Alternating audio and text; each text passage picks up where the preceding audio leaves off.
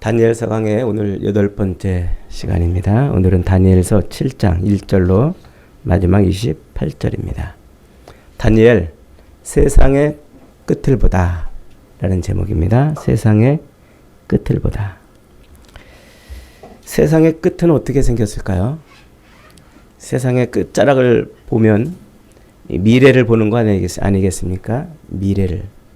우리가 사람들이 제일 신기해하고 또 호기심을 많이 갖고 있는 것이 바로 앞날을 보는 것이잖아요. 내 앞날을, 내 미래를. 여러분의 앞날, 여러분의 내일의 모습을 여러분들이 본다면 여러분들은 얼마나 좋을까요? 만약에 여러분들에게 여러분의 내일의 모습을 볼 수 있는 그런 재능 혹은 그런 능력이 여러분에게 주어지면 여러분 뭐 하시렵니까? 제가 예전에 학생들한테 물어봤어요. 여러분 내일을 볼 수 있는 능력이 여러분에게 주어지면 여러분 뭐 하겠습니까? 이랬더니 대부분의 학생들이 전부 다 로또를 사겠습니다. 그러더라고요. 그렇잖아요. 내 인생의 내일을 보고 로또 번호가 그때 딱 보이면 그걸 미리 사놓겠다 이런 얘기죠. 이게 모든 사람들의 공통된 생각일 것 같아요. 저도 한때는 그런 생각을 해봤어요. 내일의 모습을 내가 미리 본다면 이 땅에서 정말 살기 편한 그리고 필요한 모든 것들을 미리 다 준비해 놓으리라. 그런데 오늘 이 다니엘서는 우리에게 내일의 모습을 미리 보여주고 우리에게 뭘 가르쳐 주냐면 내일에 우리의 삶의 모든 역사는 다 망하리라. 뭐만 유일하게 남는다? 하나님의 나라만 유일하게 남는다. 이 얘기를 가르쳐 주고 있는 거예요. 이걸 모르면 우리는 다니엘서를 엉뚱하게 해석을 하고 이제 이렇게 되는 것이죠. 우리 18절 다시 한번 읽어봅니다. 시작. 지극히 높으신 이의 성도들이 나라를 얻으리니 그 누림이 영원하고 영원하리라. 지극히 높으신 이가 누구실까요? 하나님이시겠죠. 우리 하나님의 성도들이 뭐를 얻어요? 나라를. 세상 끝에 가면은 하나님의 성도들이 나라를 얻는다고요. 그리고 그 누림, 그 하나님의 나라에서 누리는 누림이 영원하고 영원하리라. 요게 지금 다니엘서가 말해주려고 하는 다니엘 계시의 핵심이에요. 다니엘 계시의. 그러니까 지금 세상 역사, 요 세상 역사가 어떻게 굴러가고 있는지, 그 역사의 끝자락에서는 무슨 일이 일어날 것인지를 지금 다니엘이 보고 있다는 거죠.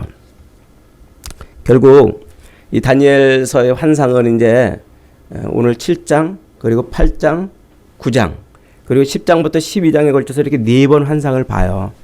연속해서 보는 게 아니라 이게 이제 다른 시간대에 이렇게 이제 봅니다. 다른 시간대에 보는 이 환상들을 우리에게 이제 소개하면서 결국 다니엘서가 말하고 싶은 것이 뭐냐면 하나님의 나라는 영원할 것이고 그 하나님의 나라에 속한 하나님의 백성들의 그 삶도 영원할 것이다. 이게 다니엘서가 지금 말해주려는 거예요. 다니엘서는 우리가 앞에서 1장부터 6장까지 쭉 살펴보면서 이제 그 1장부터 6장까지는 다니엘이 무슨 환상을 보거나 그런 일이 아니고 느부갓네살이나 혹은 다른 사람들이 본 그 환상을 해석해주는 그런 일들을 했죠. 그러면서 1장부터 6장까지 집요하게 말해왔던 게 무엇인가 하니까 세상의 모든 것을 통치하시는 분이 누구시더라? 하나님이시더라. 이걸 보여주는 것이라고 그랬죠. 그러니까 지금 BC 605년에 바벨론의 느부갓네살이 예루살렘을 정복하고 예루살렘에 있는 그 성전의 모든 기구들을 탈탈탈 털어서 바벨론으로 다 옮겨갔어요. 그리고 예루살렘 백성들, 왕을 비롯해서 다니엘을 비롯해서 수많은 백성들을 포로로 잡아왔단 말이에요.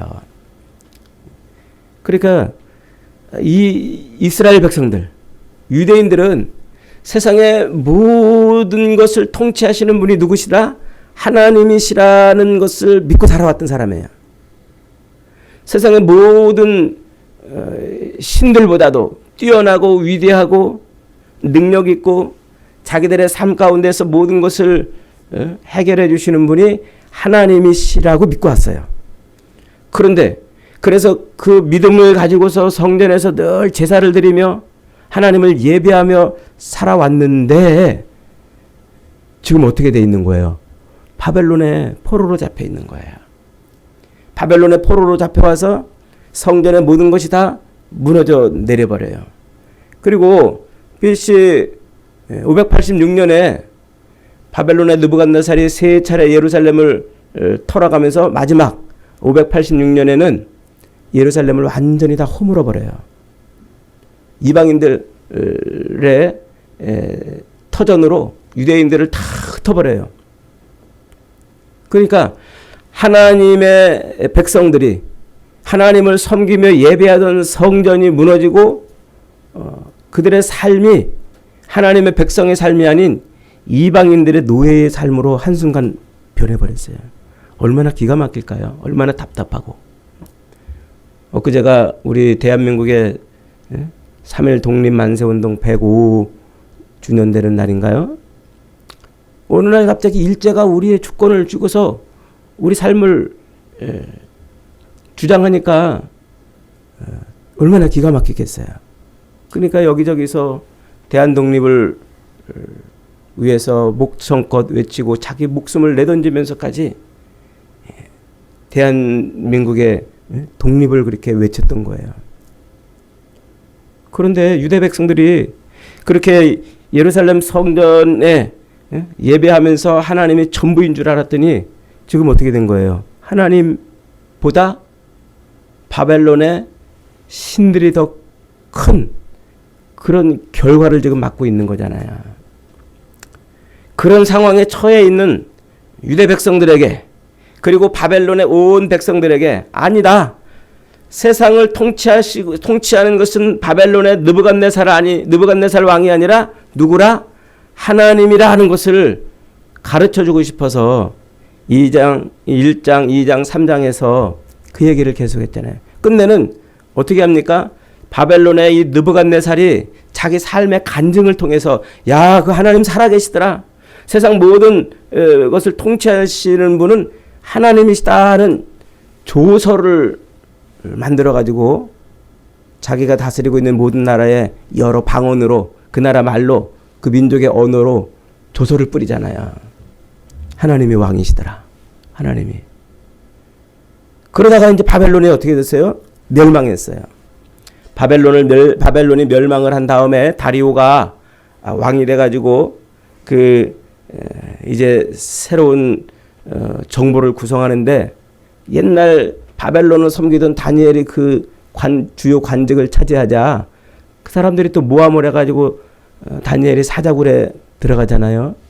그 사자굴에 들어가서 다니엘이 거기서 건져짐을 받는데 그 일을 통해서 성경이 말하고 싶은 게 뭐였어요? 다리오 왕의 고백이었단 말이에요. 다리오 왕이 사자굴에서 건져지는 그 다니엘을 보고 야, 다니엘아, 네가 섬기는 하나님이 진짜구나. 네가 섬기는 하나님이 진짜 살아계시구나. 그래서 역시 다리오도 바벨론의 느부갓네살 왕처럼 조서를 꾸며가지고 전국 120도 모든 백성들의 언어로 방을 또 선포하는 거예요. 하나님 살아계시더라. 이게 6장까지 이야기예요. 6장까지. 세상 모든 것을 통치하시는 분이 하나님이라는 사실을 분명하게 보여주고 있는 것이죠. 그리고 이제 7장으로 넘어와 가지고는 이제 다니엘에게 하나님이 직접 4번의 환상을 보여줍니다. 오늘 우리가 읽은 이 환상은 첫 번째 환상이에요. 이 환상을 통해서 이제 다니엘에게 말하고 싶은 게 뭐냐면, 다니엘의 입을 통해서 우리에게 알려주고 싶은 게 뭐냐면, 세상 나라들은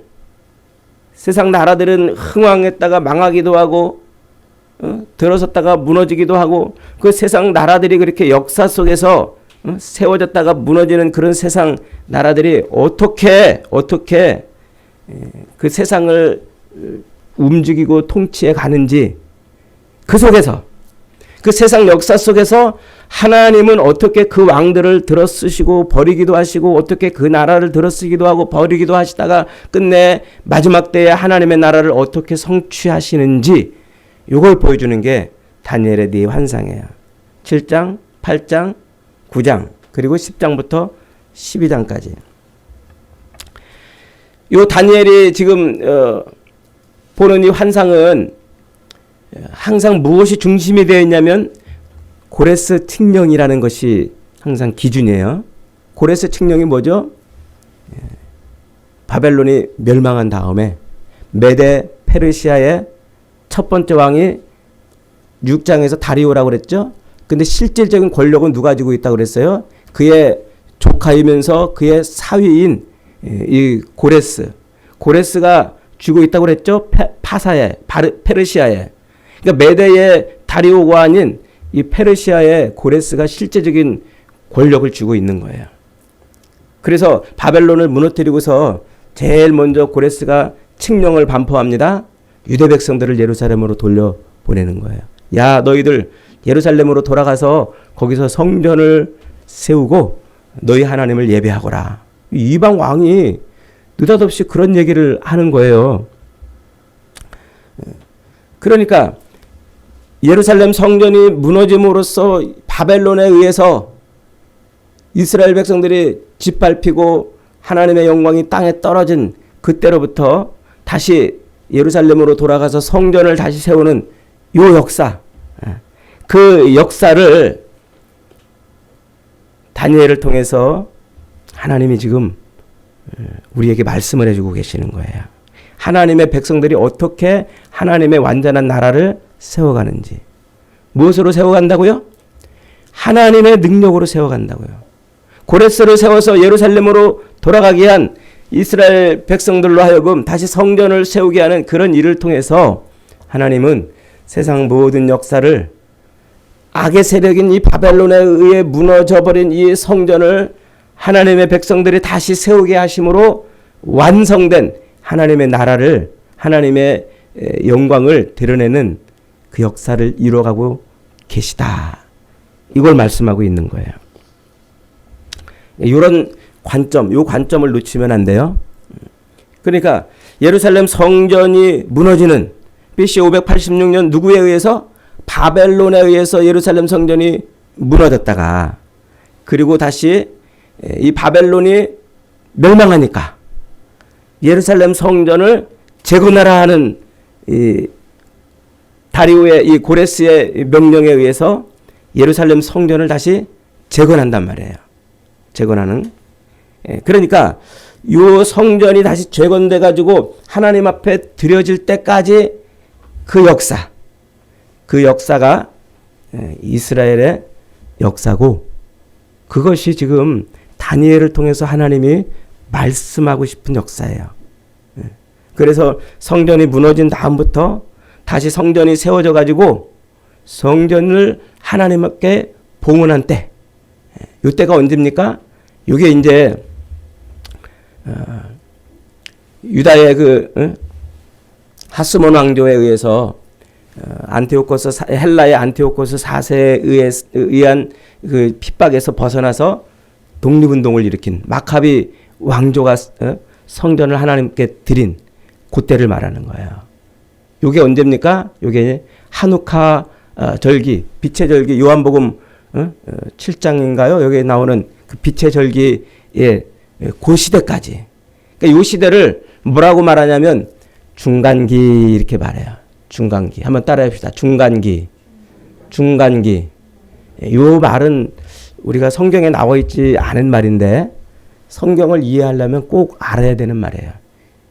이 중간기가 뭐냐면 예루살렘 성전이 무너진 다음에 바벨론의 포로로 잡혀가가지고 70년 동안 노예 생활을 합니다. 그러다가 바벨론이 멸망하니까 이스라엘 백성들이 예루살렘으로 다시 돌아가서 성전을 지어요. 수룹바벨 성전이라고. 그 성전을 짓는데 그 역사가 잘 안 이루어져요.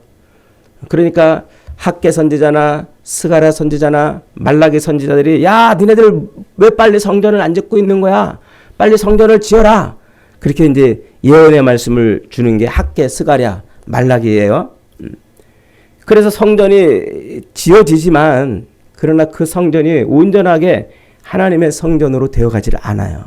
나중에 이제 BC 167년에 헬라의 안티오코스 4세가 그 성전을 더럽히는 일을 인해서 마카비 왕조가 이 헬라 안티오코스 4세를 물리치고서 그리고서 성전을 다시 회복한단 말이에요.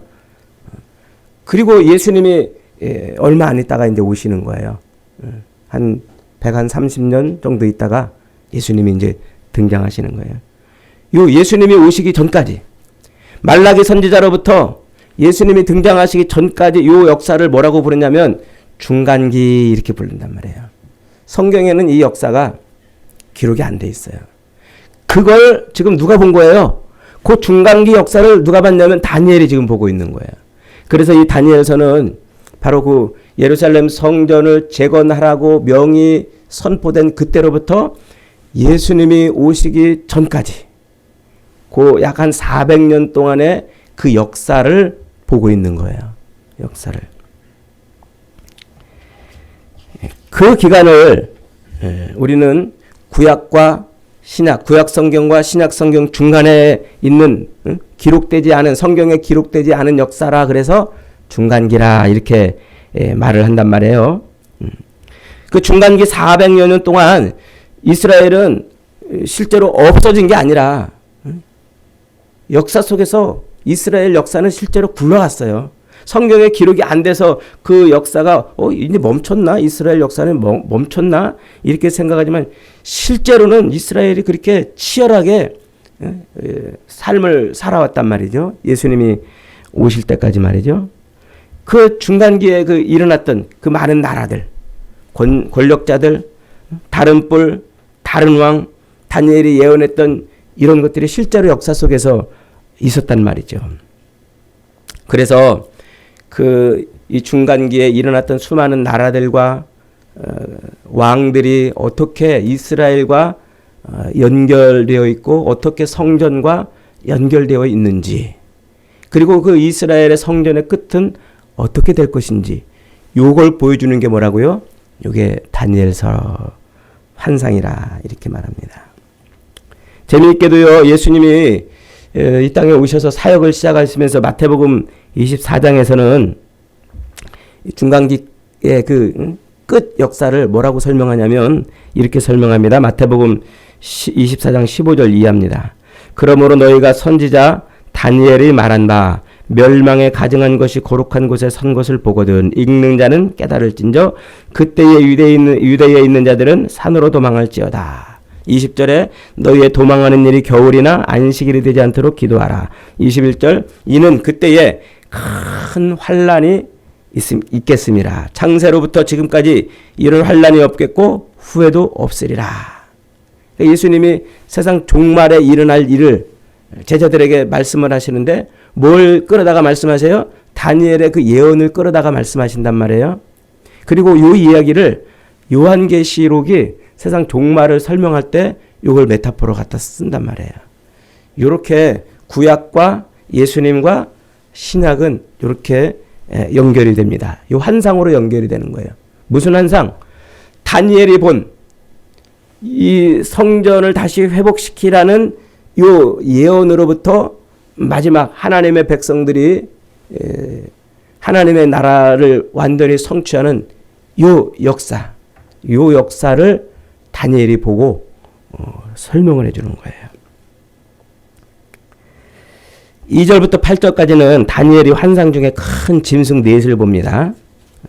첫째 짐승은 독수리의 날개, 그 날개 같은 것이 있는데 그 날개가 뽑혀서 또 땅에서 들려서 사람처럼 두 발로 서 있는 거예요. 독수리 큰 날개를 가지고 있던 독수리가 갑자기 날개가 촥 뽑히더니 사람처럼 두 발로 서 있는 독수리 모습을 보여주고 있고 또 사람의 마음을 가졌다 그랬어요. 다니엘이 지금 환상 중에 본 모습이에요. 그리고 이제 둘째 짐승은 곰 같은데, 곰의 어떤 같은데, 새 갈빗대를 입에 물고 있어요. 그런데 누군가, 어떤 짐승이 그 곰에게 와가지고, 야, 너 일어나서 빨리 저거 먹을 수 있는 대로 저거 고기를 다 먹어라! 이렇게 지금 말해주고 있는 장면을 본 거예요. 그 세 번째는 세 번째는 표범 같은 짐승입니다. 표범. 근데 그 표범의 등에 새의 날개 4개가 있어요.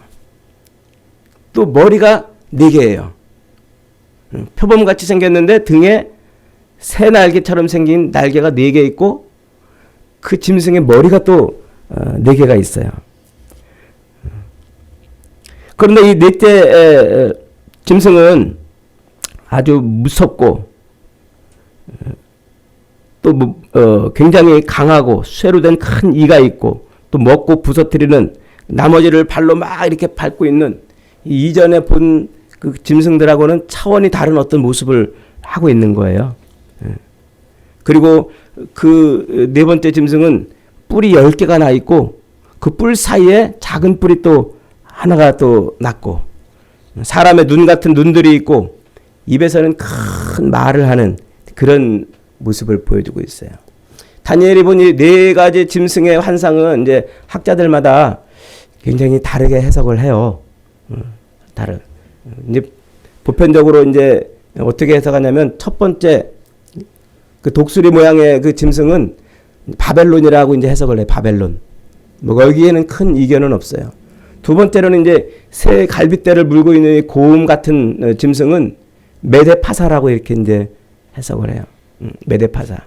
세 번째 그 표범 같은 그런 모습을 하고 있는 짐승은 헬라, 그리스 헬라, 알렉산더 대왕으로부터 시작된 그리스 헬라라고 이렇게 이제 해석을 하고 마지막 네 번째 짐승은 로마라고 이렇게 이제 해석을 해요, 보통. 근데 요게 이제 중요한 거예요.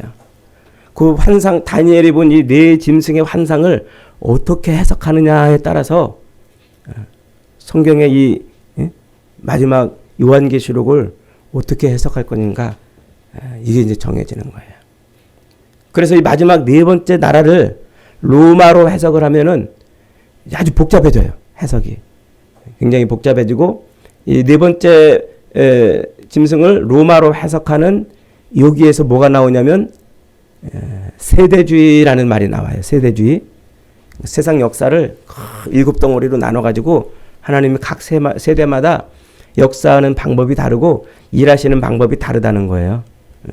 그렇게 세계 역사를 그렇게 그런 눈으로 보는 관점을 세대주의라고 그러는데 이 세대주의자들은 다니엘서 이 마지막 네 번째 짐승을 로마로 해석해가지고 그 뒤에 이제 우리가 공부를 하겠습니다만은 다니엘의 70일의 환상하고 연결을 시켜요.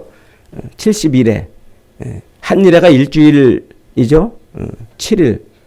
그 70일회를 이제 연결해가지고 마지막 이제 이 로마에 의해서 아마겟돈 전쟁이 일어날 것이고 또 성전이 제3성전이 세워져서 곡과 마곡의 전쟁이 일어날 것이고 7년 대환란이 일어날 것이다. 이렇게 해석을 하죠.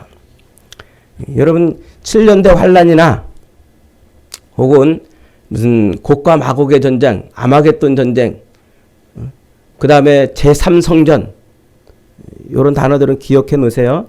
제3성전, 그 다음에 7년 대환란, 예수님의 공중재림, 휴거 이런 단어들이 들어가서 세상 역사를 설명한다 이러면 뻥이에요.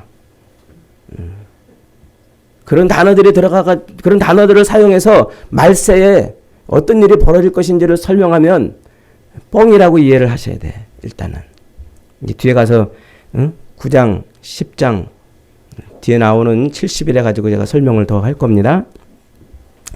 사실 여러분들에게 이 다니엘서 이 마지막 예언을 설명하기가 굉장히 어려워요. 왜냐하면 여러분들이 기본적인 지식을 안 갖고 있기 때문에 내가 아무리 설명을 해도 기본적인 지식이 없으니까 이게 연결이 잘 안 되기도 해요. 근데 제가 아주 쉽게 다니엘서 마지막까지 계시록하고 연결해서 쉽게 설명을 할 테니까 여러분들 혹시 이해가 안 되면 설교 영상을 다시 한번 또 이렇게 몇 번씩 들어보시기를 바랍니다. 앞에서 말씀드린 것처럼 이 다니엘이 지금 환상을 본 것은 어느 시대를 본 거라고 그랬어요? 중간기. 예루살렘 성전이 파괴돼 가지고 이스라엘이 멸망한 때로부터 예수님이 이 땅에 육신의 몸을 입고 태어나시기 전까지 그 기간, 그 말라기 성경부터 마태복음까지 그 사이에 있는 그 기간이 400년이란 말이에요. 그 400년의 역사가 성경에는 기록이 안 돼 있지만 이스라엘의 실제 역사는 굴러갔단 말이에요. 그래서 그걸 중간기라고 말하는데 다니엘이 그 400년 이스라엘 역사가 실제로 굴러가는 그 기간을 환상을 본 거예요, 지금.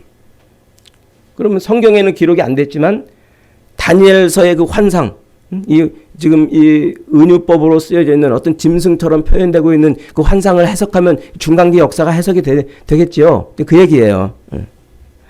근데 이제 이 세대주의를 주장하는 사람들은 이 중간기 역사 중에 다니엘의 70일에를 해석할 때 이제 실제로 역사에 맞춰가지고 이 독수리 같은 나라는 어떤 나라고 또 표범 같은 나라는 어떤 나라고 뭐 이러면서 이제 역사를 꽤 맞춰간단 말이에요. 이 다니엘이 실제로 그 중간기 역사를 봤으니까 그 중간기에 실제로 굴러가는 역사를 꽤 맞추면 맞아질 것이다. 이렇게 보는 거죠. 그래서 그 마지막 중간기 역사를 그렇게 이제 풀어가면서 70일에 해석을 하는데 70일의 마지막 한 일회를 똑 떼가지고 저 요한계시록에다 갖다 붙여요. 그래서 그 일회가 7일이잖아요. 성경은 하루가 1000년 같다. 뭐 이런 표현도 하고 또 이스라엘 백성들이 40일을 정탐했는데 그 하루를 1년씩 계산하고 그런 날짜를 계산하는 그런 독특한 방법이 있으니까 7일을 7년이라고 계산을 해요. 7년. 그래서 그 7년의 절반은 3년 반. 또 나머지는 또 3년 반.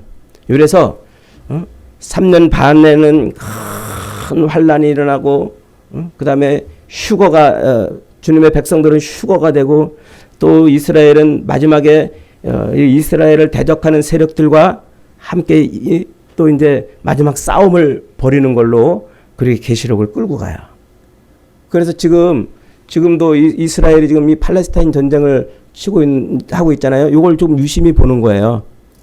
1948년도에 이스라엘이 독립하고 지금까지 오는데 지금 세계가 다 이스라엘을 미워하는 그런 세력으로 바뀌었다는 거예요.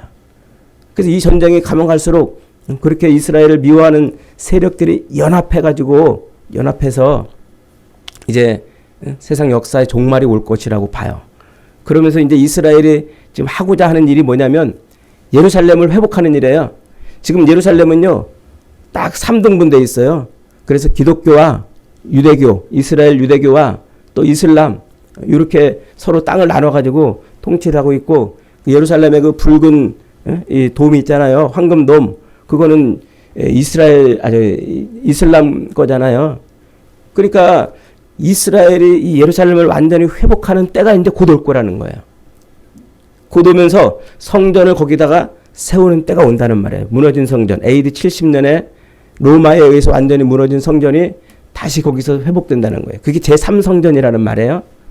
그렇게 제3성전이 세워지면 이제 제3성전을 통해서 아마겟돈 전쟁이 일어나고 곡과 마곡, 이스라엘을 대적하는 모든 세력이 연합해서 마지막 싸움을 벌이는데 그게 세계대전, 마지막 종말의 싸움이라 이렇게 이제 본단 말이에요.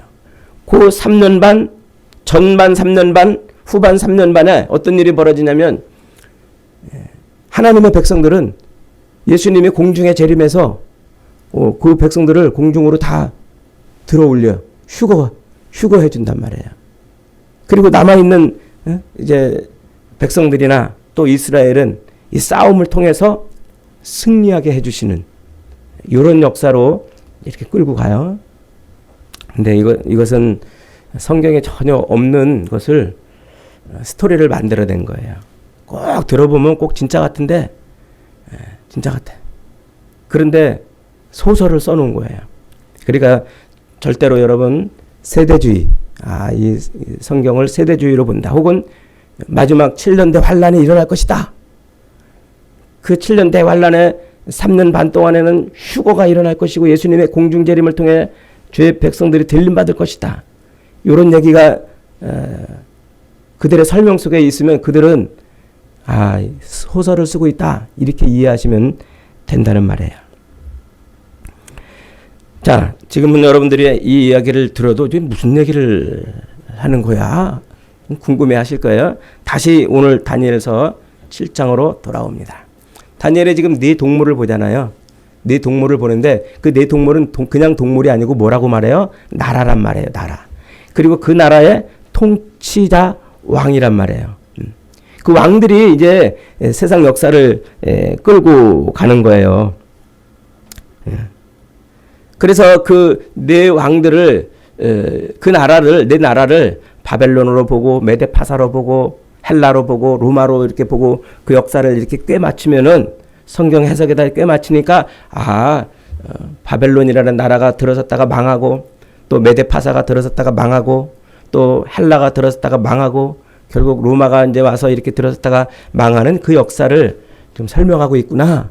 이렇게 이제 보여. 근데 이제 여기에서 그 마지막 나라를 뭘로 볼 거냐?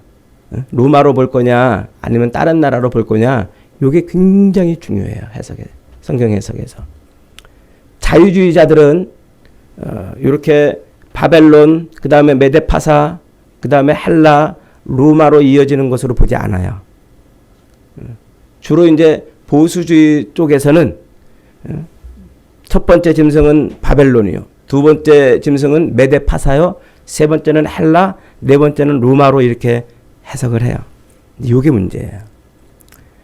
마지막 이 나라를 로마로 이렇게 볼 수밖에 없는 게 두 번째 나라가 메데파사가 한 나라로 봐야 되기 때문에 세상의 역사, 그 중간기 역사에 드러났던 나라는 헬라나 로마밖에 없어요. 마지막이. 두 번째를 메데파사로 보면은 그렇게 되는 거예요. 저는 자유주의자들의 그 시각을 갖다가 쓰고 있어요.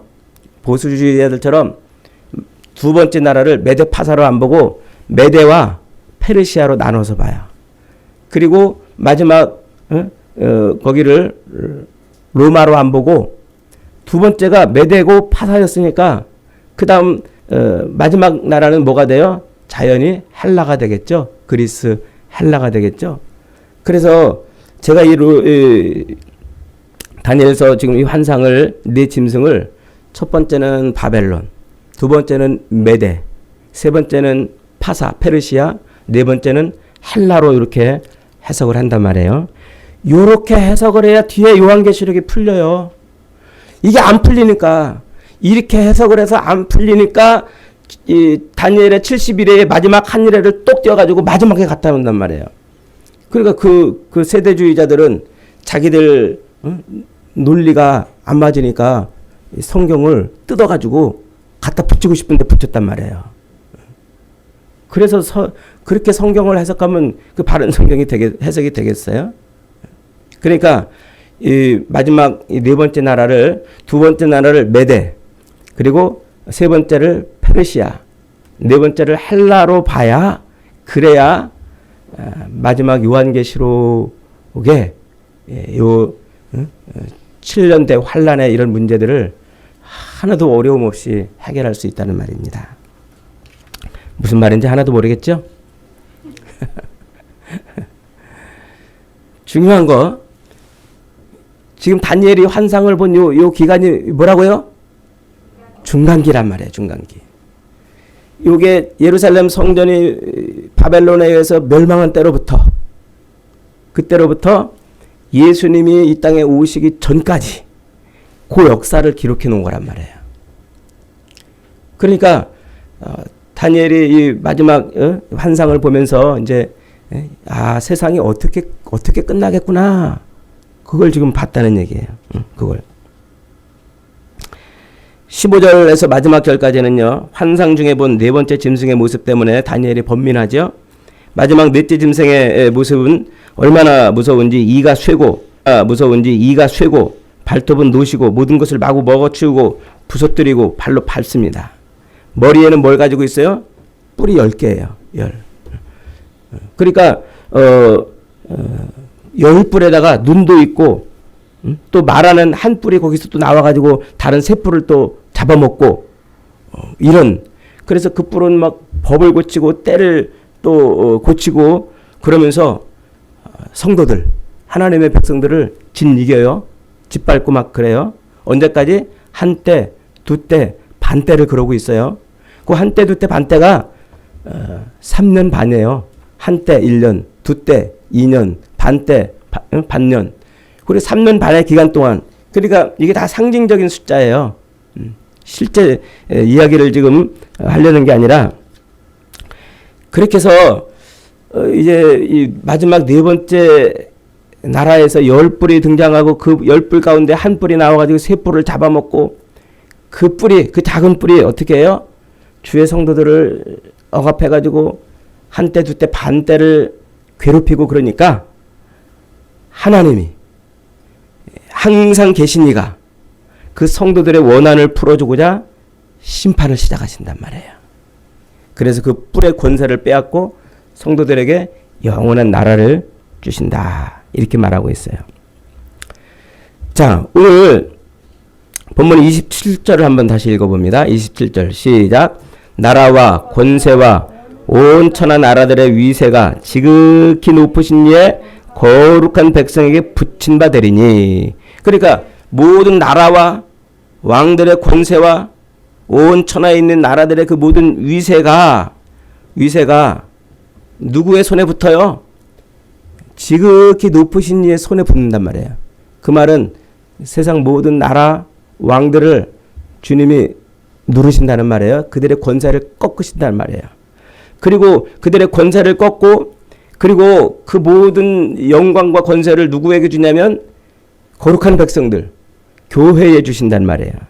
자, 그 다음 마지막 시작. 그의 나라는 영원한 나라라. 모든 권세 있는 자들이 다 그를 섬기며 복종하리라. 요게 다니엘이 본 역사의 끝이에요. 세상 역사. 그러니까 지금 1장부터 6장까지 반복적으로 여러 환상들을 보여주면서 다니엘서가 말하고 싶었던 게 뭐예요? 세상은 우연히 돌아가는 게 아니란 말이에요. 어쩌다가 세상이 굴러가는 게 아니었단 말이에요.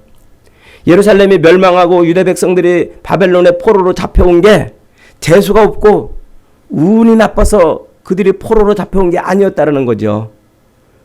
하나님이 죽어서 하나님이 다른 나라의 그 잡신들보다 못해서 그래서 이스라엘 백성들이 포로로 여기 잡혀온 게 아니었더라는 거예요. 보니까 그 모든 것을 다 누가 해왔다는 거예요? 하나님이 해왔다는 거예요. 그래서 느부갓네살 입으로 하나님이 위대하신 분이라고 찬송하게 하고 바벨론을 멸망시킨 다리오의 입을 통해서 하나님만이 진짜 참신이라고 설명을 해왔잖아요. 그래서 그 마지막 끝엔 어떤 일이 벌어진다고요? 그 하나님, 세상의 모든 권세자들을 심판하신 그 하나님이 자기 백성들과 더불어서 영원한 삶을 살아간다. 그 얘기를 지금 말씀하고 있는 거예요. 바벨론의 멸망 뒤에 세워지는 나라들이 짐승처럼 난폭하고 무섭고 잔인하게 하나님의 백성들을 공격하고 하나님을 대적하지만 그러나 온 세상을 통치하시는 하나님께서 하늘 보좌에 앉으셔서 그 모든 대적들을 어떻게 하신다고요? 심판하고 멸하심으로 하나님의 나라가 온전히 세워진다 하는 거예요. 이게 다니엘 예언의 핵심인 거예요. 그러니까 다니엘서를 읽으면서 여러분 요 어떤 사람들의 해석처럼 이제 세상 역사가 어떻게 끌고 가질 것이다. 그래서 요걸 막 역사의 어떤 나라들하고 이렇게 대입시켜 가지고 그걸 자꾸 이렇게 풀어내려고 그러는데 가장 기본적인 원칙을 놓치고서 시작하는 거예요. 그게 뭐예요? 주님이 오실 때를 우리가 알아요, 못 알아요? 모른단 말이에요. 그런데 이 세대주의자들은 주님이 오실 때를 모른다라고 말하면서도 실제로는 그렇게 역사를 계산해 가지고 이때쯤 오실 것이라고 그런다니까요. 주님이 오시는 것을 주님도 모르신다고 그랬잖아요. 예수님도 아버지만 아신다고 그랬잖아요. 그런데 이 세대주의자들은 이것을 자꾸 역사 속에서 있었던 어떤 나라들하고 자꾸 이렇게 꿰맞춰요. 꿰맞춰가지고 언제 종말이 올 것이라고 자꾸 그 얘기를 한다니까요. 그래서 그런 세대주의 영향을 받은 우리나라의 다미선교회 이장림 목사 같은 사람이 1992년인가요? 뭐 그때 종말이 온다고 한참 떠들었잖아요. 저희 안상홍 하나님의 교회는 1988년도에 종말이 온다고 이렇게 깨맞춰가지고 그러다가 뻥 돼버리니까 또 90 몇 년도에 온다고 또 한 번 그랬다가 그것도 뻥 그러니까 조금 있으면 다시 오신다고 자기들이 지금 날짜를 계산하고 있다고 그러고 있단 말이에요. 미국의 그 세대주의 신학을 이렇게 실제 역사에다가 이걸 꿰맞춰가지고 요 마지막에 이렇게 되는구나. 그걸 그런 식으로 성경을 해석해가지고 마지막 다니엘의 그 69일에를 맞춰놓고 마지막 한 일회를 뒤로 쏙 빼가지고 자기들이 해석한 대로 해석하고 싶은 대로 해석해가지고 이제 뭐 종말이 이제 거의 다 왔다고 그 얘기를 또 하고 있는 거예요. 그래서 지금 예루살렘에 제3성전이 세워질 거라고 자꾸 주장하는 거예요. Back to the 예루살렘. Back to the 예루살렘이라는 말 들어보셨죠? 메시아닉 주 이런 거 들어보셨죠? 이게 이제 메시아닉 주는 메시아를 죽인 유대인들 중에서 예수님을 믿는 사람들을 말해요. 이들에 의해서 유대인들이 다 회개하고 돌아와서 제3성전이 세워질 거라고 이제 주장을 해요. 이런 주장들이 전부 세대주의에 근거한 주장이에요. 그래서 마지막 말세가 어떻게 끝날 것인지를 장황한 소설을 써놔가지고 우리를 겁나게 하고 두렵게 하고 그러는 거예요. 그런데 성경은 지금 그 얘기를 하려고 그러는 게 아니에요.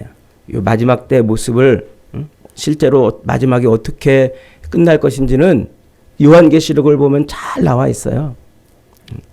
그러니까 지금 성경이 말하고 싶은 거는 뭐냐면 세상이 이렇게 흥왕하고 세상에 사는 이 사람들 하나님 없이 사는 사람들이 훨씬 더 승승장구 잘 되는 그런 모습 속에 우리가 살고 있어가지고 우리가 늘 이게 지금 신앙생활 이게 맞는 건가? 이렇게 신앙생활해서 되는 건가?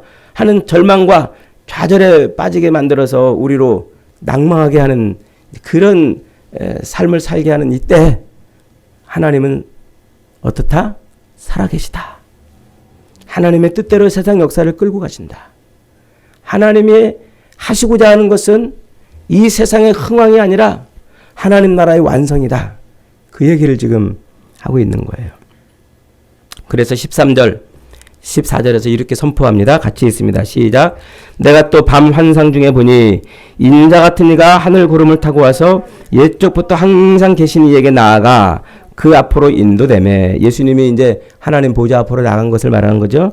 14절 시작. 그에게 권세와 영광과 나라를 주고 모든 백성과 나라들과 다른 언어를 말하는 모든 자들이 예수 그리스도를 섬기게 한단 말이에요. 그의 권세는 소멸되지 아니하고 영원한 권세요. 그의 나라는 멸망하지 아니할 것이라. 이게 다니엘이 본 세상 끝의 모습이에요. 여러분, 우리가 이 땅을 살면서 하나님의 영광이 충만히 드러나지 않아서 야, 이게 하나님이 세상 잡신들보다도 못하신 분인가? 왜 우리의 삶이 이렇게 힘들고 어려운가? 하나님이 진짜 살아계시다면은 왜 세상은 이렇게 굴러가는가? 이것 때문에 염려되고 걱정되고 고민도 되고 혼란에 빠지지 말라는 거예요. 하나님은 지금 마지막 하나님의 나라의 완성을 위해서 지금도 일하고 계시다는 거예요. 일하고.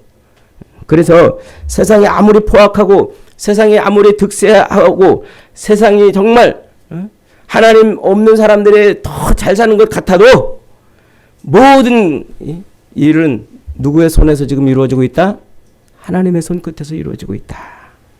세상이 아무리 영원할 것 같아도 순식간에 사라질 날이 올 것입니다. 그러므로 여러분, 우리가 이 땅을 사는 동안 자꾸 세상을 기웃거리고 세상을 기대고 세상에서 뭔가 영원한 삶을 살려고 애쓰고 수고하는 게 그게 신앙이 아니라는 말이에요.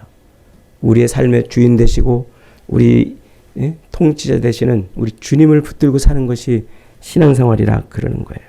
여러분, 지금도 하나님은 하늘 보좌에 앉아 계신 줄 믿으시기 바랍니다.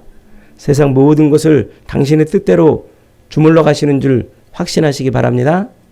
우리를 그리스도의 십자가를 통해서 구원해 주신 것이 그 영원한 하나님의 나라를 누리게 하시려고 하는 것입니다.